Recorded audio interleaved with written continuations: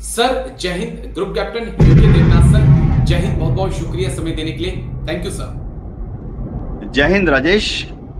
Thank you sir, आपने समय दिया। दरअसल 2 से 3 अहम इशू थे जिनके ऊपर मैंने आपके साथ बातचीत करनी थी और थी, क्योंकि कल रात को भारत ने जो है अपना आकाश प्राइम मिसाइल का टेस्ट किया है लद्दाख में। 15,000 फीट की ऊंचाई पर यह टेस्ट किया गया है और आकाश ने काफी बेहतरीन काम भी किया है। मुझे लगता है कि अंडर एस्टिमेट आकाश मिसाइल एयर डिफेंस सिस्टम को किया गया था, लेकिन ऑपरेशन सिंदूर के दौरान आकाश एयर डिफेंस सिस्टम ने दिखाया कि वो किसी भी मामले में दुनिया के तमाम बेहतरीन सिस्टम से बेहतर है। अब लद्दाख के अंदर इसका टेस्ट 15,000 फीट की ऊंचाई पर, और ये उस वक्त जिस वक्त अभी भी डिसएंगेजमेंट एलएसी से होनी बाकी है।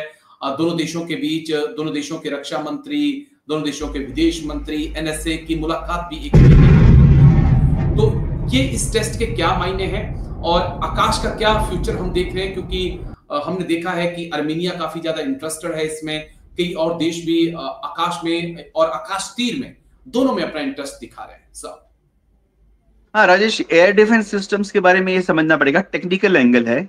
देखो, जैसे दिल्ली में और बॉम्बे में और भुज में जब फायर करते हैं तो हम समुद्र की सतह पे अल्टीमीटर की हाइट की बात कर रहा हूँ, उतनी ऊंचाई से फायर कर रहे हैं। तो हवा यहाँ डेंस होती है, एयर डेंसिटी ज्यादा होती है, ऑक्सीजन भी ज्यादा होता है। तो होता क्या कि लॉन्च के बाद उसके जो मोटर है, वो उसकी जो बर्न प्रॉपर्टी होती है, उसके अंदर जो सॉलिड फ्यूल है या लिक्विड फ्यूल अगर है, तो वो किस तरह से जलता है इंजन के अंदर, वो प्रॉपर्टी अलग से हो जाती है। क्योंकि यहाँ पे समुद्र की सतह है, दिल्ली तो मात्र 200 फीट ऊंचा है समुद्र से, तो सारी उसकी जो बर्निंग जो पार्टिकल्स हैं वो अलग तरह से बर्न होते हैं, पूरी तरह से बर्न होते हैं। हाई अल्टीट्यूड में सेम मिसाइल को अगर आप लेके फायर करोगे, उसके अंदर जो फ्यूल है, चाहे वो सॉलिड फ्यूल हो या लिक्विड फ्यूल हो, वो पूरी तरह से बर्न नहीं होता। बर्निंग की स्पीड भी कम होती है और एग्जॉस्ट से उसके कण भी निकल आते हैं जलते हुए।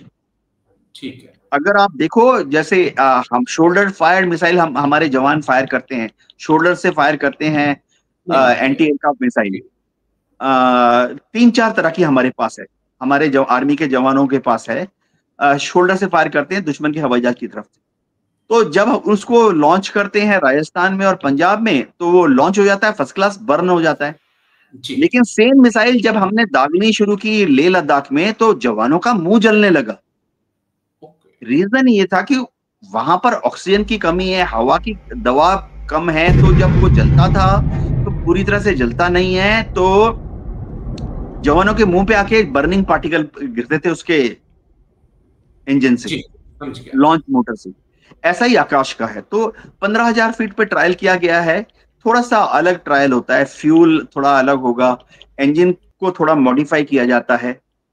एक और सेकंड चीज है, 1 मिनट में समझा देता हूं। देखो, जब जब हम दिल्ली से मिसाइल लॉन्च करते हैं आकाश को, तो वो टारगेट कहां पर है? 15,000, 10,000, 15,000 की फीट पे हाई है।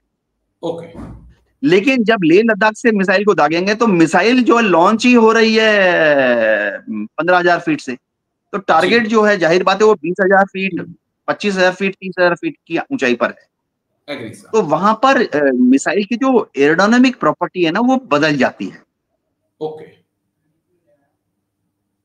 जैसे पतंग है, पतंग आप एक पतंग को आप समुद्र के पास उड़ाइए बॉम्बे में, उसी पतंग को लेह में उड़ाइए, अलग अलग तरीके से वो पतंग उड़ेगी। तो एरोडायनामिक प्रॉपर्टी लेह लद्दाख में बदल जाती है, क्योंकि वहां से जो मिसाइल लॉन्च होगी वो जाएगी 30,000 फीट ऊंची, तो इसलिए थोड़ी सी मॉडिफिकेशन की जरूरत पड़ती है जी।